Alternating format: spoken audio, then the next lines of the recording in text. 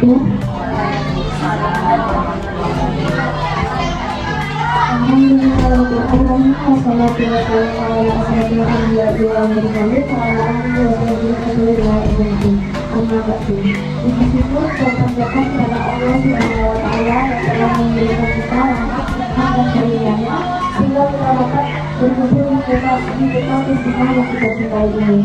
Selama kita salah, tidak lupa mengirimkan doa kepada junjungan umat seluruhnya yang namanya Nabi besar Muhammad Shallallahu Alaihi Wasallam. Yang saya hormati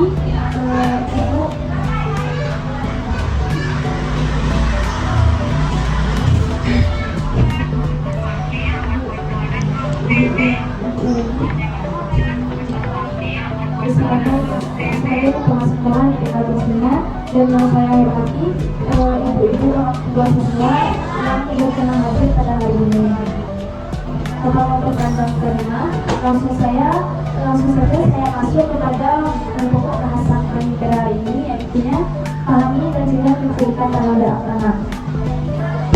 Materi ini kami ambil berdasarkan mata kuliah kami, yaitu perlindungan anak, di mana kami mempelajari bagaimana melindungi anak baik dari kekerasan, eksploitasi, dan juga pemaksaan atau kekerasan kepada anak. Pertama-tama saya akan menjelaskan apa itu menculikan anak.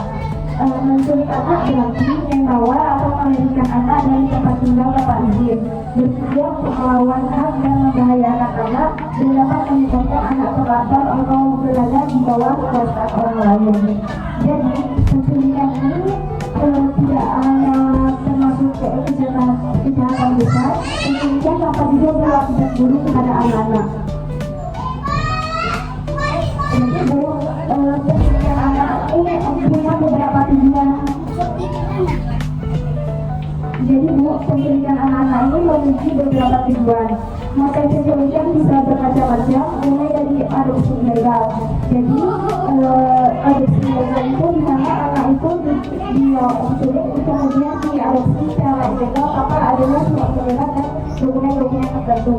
Yang kedua, eksploitasi ekonomi. Anak-anak ibu yang sudah diculik bisa saja dijadikan pengamen secara paksa, penulis atau pekerja yang dieksploitasi atau disiksa dengan sedemikian rupa. Begitulah bahaya penculikan.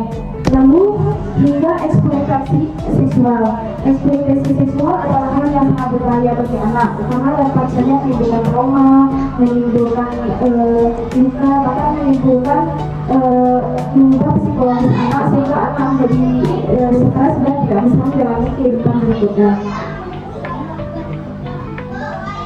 Jadi modus dan tanda-tanda pelaku itu dalam hal menjadi anak ada beberapa yang dapat bisa diketahui. Yang pertama, meminta tolong pada anak. Pelaku sering pura-pura meminta anak agar anak mau ikut. Contohnya, dia bisa tolongin bapak dengan kata gitu. Lalu diajak anak ke mobil dan anak dimasukkan ke mobil gitu. Berikutnya itu menawarkan hadiah, iming-iming permen, mainan atau barang lain untuk menarik perhatian anak. Kita tahu kalau misalnya anak-anak tuh mudah hari percaya sama orang, terutama kalau misalnya barang-barang orang tuh nawarin barang-barang yang anak suka.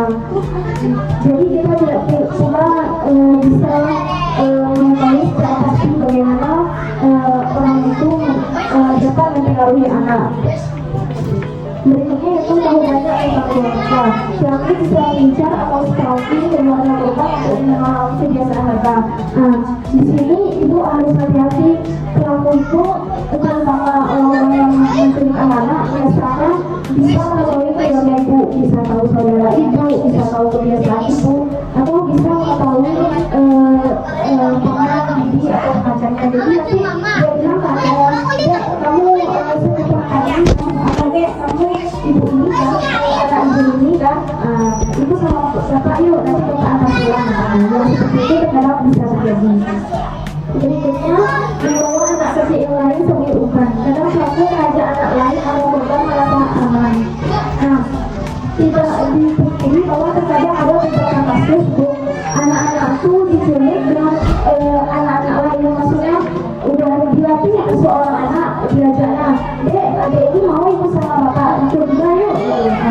seperti itu bisa juga terjadi kepada anak. Berikutnya, mengajak anak ke mobil atau minta petunjuk jalan. Cara untuk membawa anak ke tempat safety. Nah, kita kan tahu kalau misalnya ada kasus seperti yang punya saya, dia diajak lalu disiksa secara bergiliran oleh beberapa anak atau beberapa pelaku. Hal ini tentu tidak dapat dipungkiri kalau misalnya anak bisa dibawa ke tempat safety, salah satunya minta petunjuk jalan. Lalu pura-pura jadi petugas, pelaku bisa menggunakan sebagai polisi atau guru untuk meyakinkan anak dan orang tua. Nah, inilah pentingnya bagi ibu untuk tahu seluk-beluk prosedur kepala sekolah atau semacamnya. Karena anak-anak jika tidak mengetahui siapa saja gurunya bisa tertarik hanya karena orang itu memakai seragam.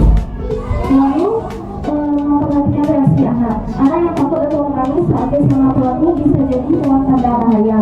Karena pelaku tersebut bisa saja memukuli anak atau bisa saja menggendong anak secara paksa.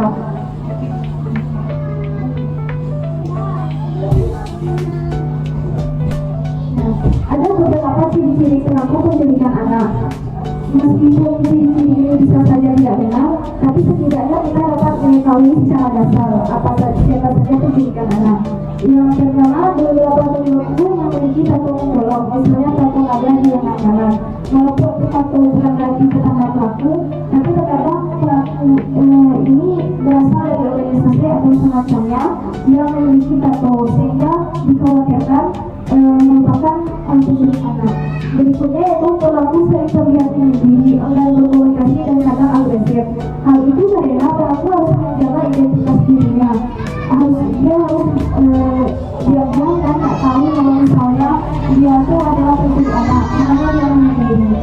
Yang ketiga itu bukan keluarga tempat di lingkungan sekitar seperti pindah-pindah tempat. Nah, itu yang patut ibu-ibu curigai. Biasanya orang-orang yang mengaku sebenarnya ibu wanti-wanti dengan anak, misalnya nak jangan bagi orang itu ibu belum kenal gitu, karena kita warga daerah sekitar. Dan yang terakhir, sering berada di lokasi sebelum kejadian penculikan untuk mengamati situasi. Nah, kalau ibu sering dalam usaha lalu melihat ada abang-abang atau orang-orang yang nggak dikenal tapi memang ada dari sekitar kita, harus hati-hati ibu. Mungkin saja itu adalah penculik anak. Walaupun ciri-ciri ini tidak bisa dipastikan, tapi inilah tanda-tanda dasar dari seorang penculik anak. Sekian penjelasan dari saya, berikutnya akan dijelaskan oleh Kasih. Terima kasih.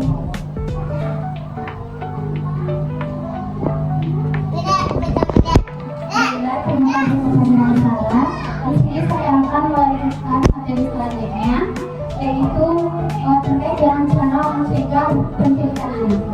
Di sini ibu-ibu semuanya, tips yang pertama yaitu seperti antar jemput anak untuk memastikan keselamatan mereka. Di sini tentunya mungkin sudah diterapkan sama ibu-ibu semuanya.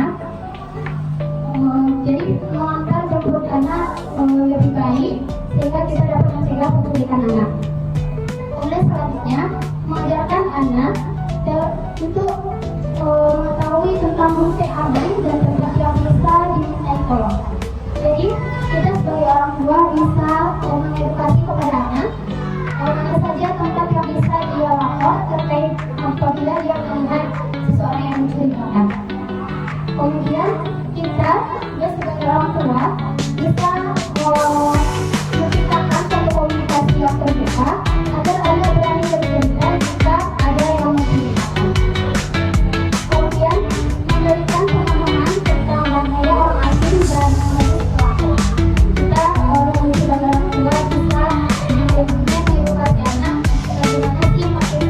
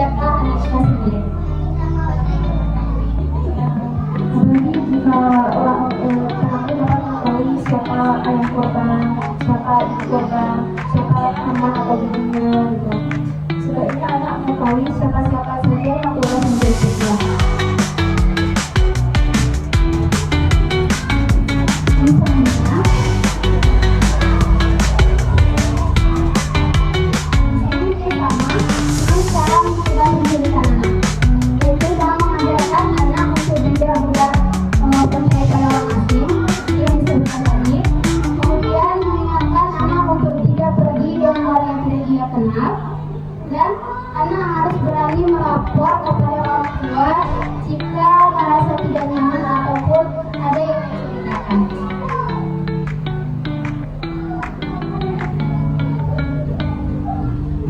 Kemudian tips untuk orang tua. Di sini kami memberikan sedikit tips. Semoga ini bisa diterima.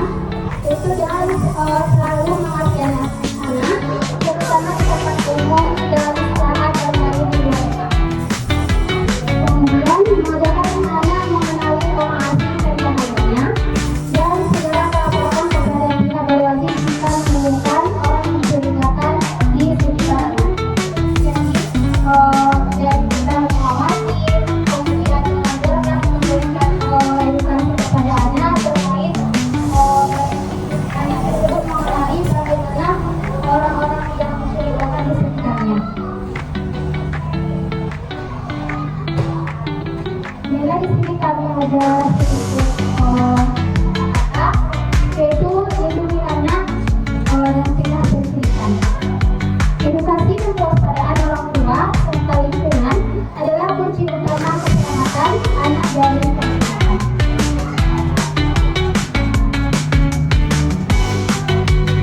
Dan di sini kami sudah menyiapkan satu poster yang akan nantinya para ibu-ibu dan TK.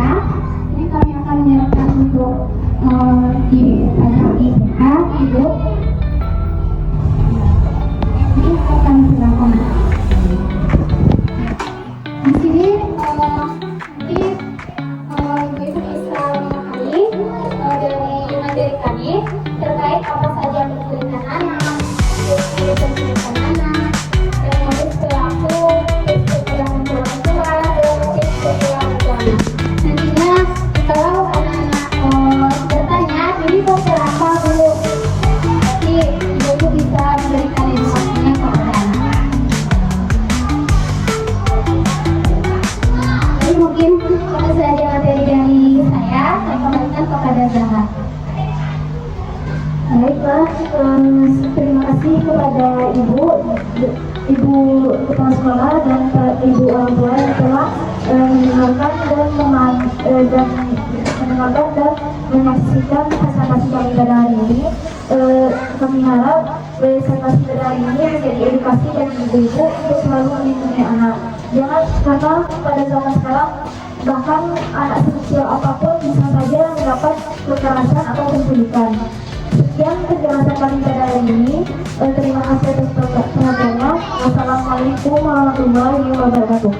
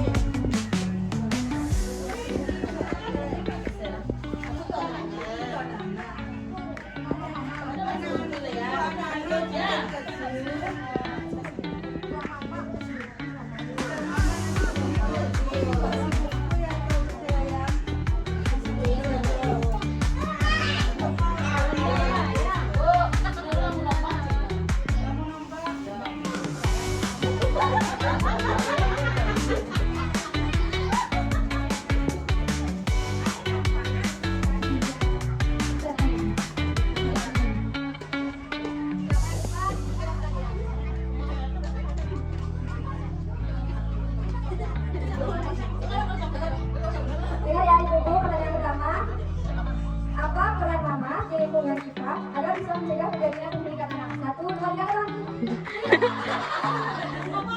Mama.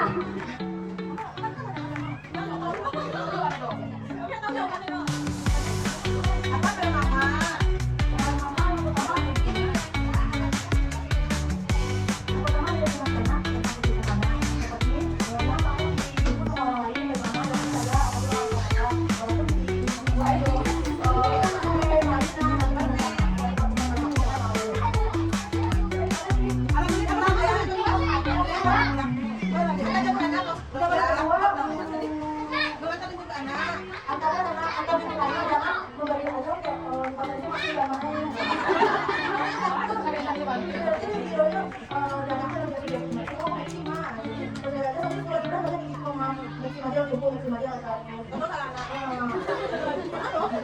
Yang ketiga, belajar mengajarkan anak karena kalau sekolah kan dia mulai berbang jadi dalam berbang aja takutnya nanti ini curi atau beri.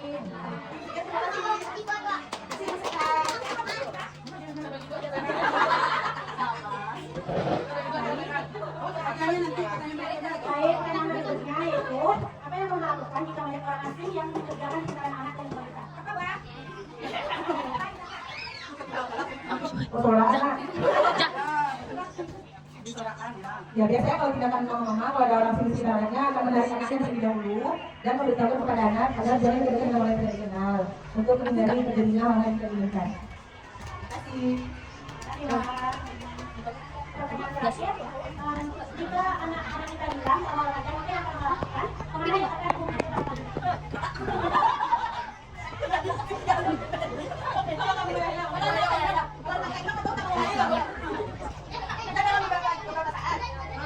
Yang pertama tadi dulu.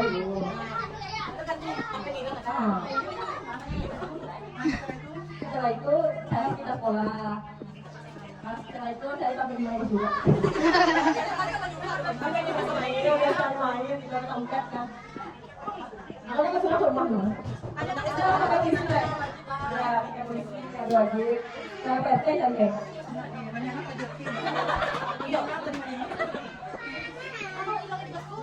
Ada di bawah apa?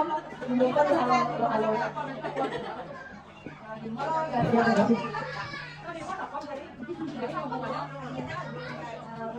Udah kita pertanyaan, udah kita yang menjawab, sekarang kita memberikan hadiah. Untuk memberikan hadiah, akan kita pandu.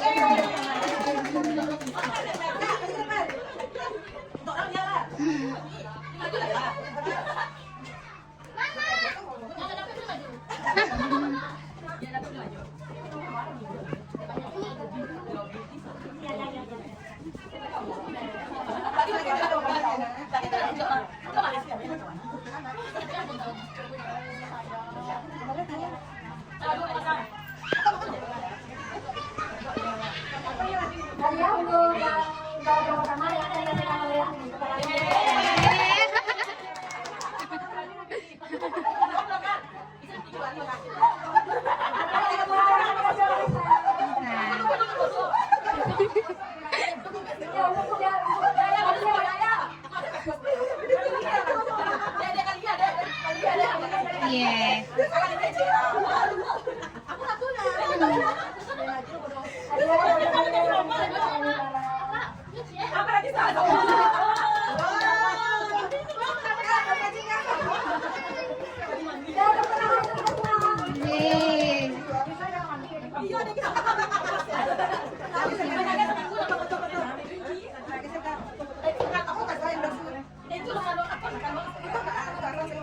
Ini dimatiin videonya.